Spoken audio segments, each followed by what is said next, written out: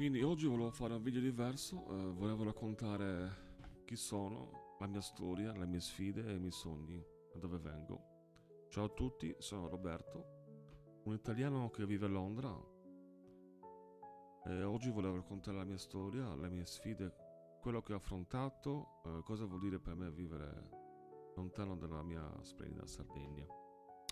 Quindi parte 1, dividerò il video in più parti, questa è la mia decisione di trasferirmi.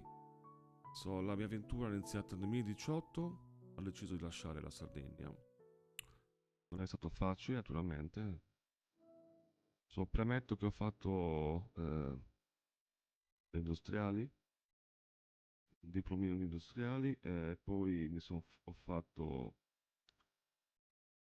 15 anni di allevamento di bovini. Eh, Premetto che vengo da un paesino, piccolo paesino di 4.000 roti abitanti della provincia di Oristano, si chiama Arborea, saluto i miei compaesani.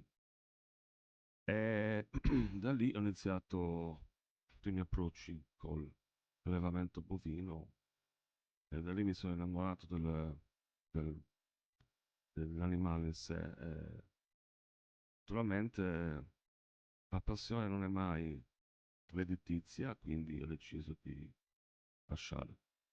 A malincuore, ma ho lasciato. Per varie di vicende soprattutto, non solo economicamente parlando. Comunque, mi sentivo di avevo bisogno di esplorare, trovare il mio posto. Non dico che Londra è il mio posto, ma volevo trovare nuove opportunità e di mettermi alla prova.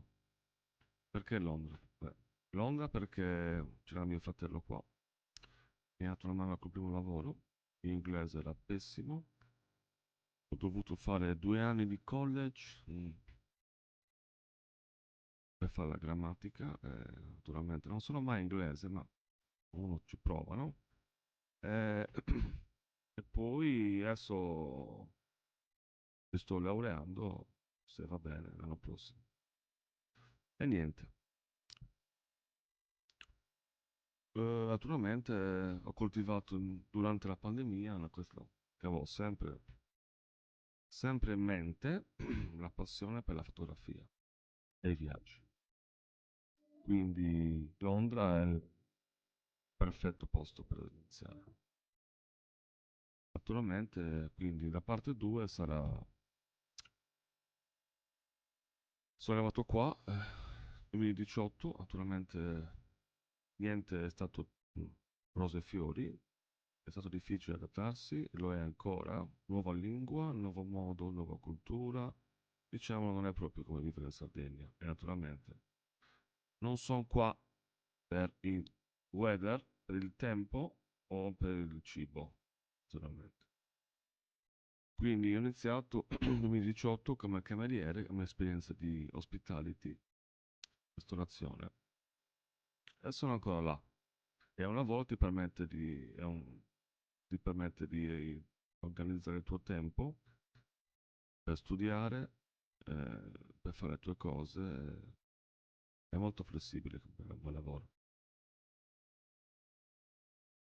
E ho imparato che essere umili, essere lavorare sodo, ripaga sempre.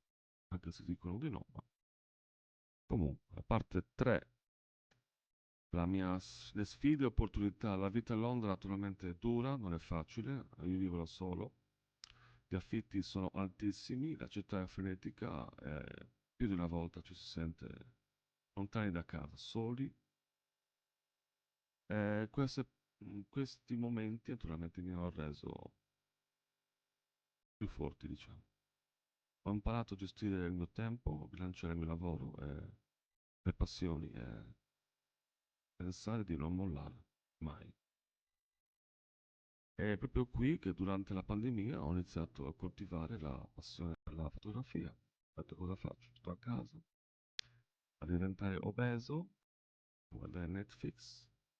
Naturalmente ho vissuto la pandemia qui, non è stato come in Italia che era molto più strict, molto più troppe regole, un sacco di regole. Quindi andavo in giro a fare foto per lo più street. E così ho iniziato. Camminavo in giro, tu cammini a Londra come se cammini in un set cinematografico. Eh, vai a Canary Wharf, vai a Camden, ogni quartiere, ogni posto ha una storia che ti racconta qualcosa. Quindi, parte 4. Cosa significa essere italiano a Londra? Naturalmente, essere italiano a Londra è un mix di orgoglio, ma anche di nostalgia. Riporto sempre, naturalmente, le mie radici, la mia cultura, il mio amore per il cibo e la mia esperienza con me. Cerco di condividere tutto questo con le persone che incontro e ho capito che la cultura è una forza e che lontani da casa si può fare la differenza. Ma allo stesso tempo, Londra mi ha insegnato a aprire la mente, a conoscere un sacco di persone da ogni posto, dalla Polonia, maggior parte americani, da ogni posto, e che se ci credi davvero,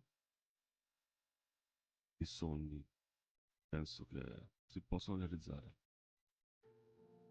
Conclusione, questa è la conclusione, questa è la mia storia, come una parte di essa, l'ho fatta molto breve, e se anche voi sognate di vivere all'estero o avete vissuto un'esperienza simile, fatemelo sapere nei commenti.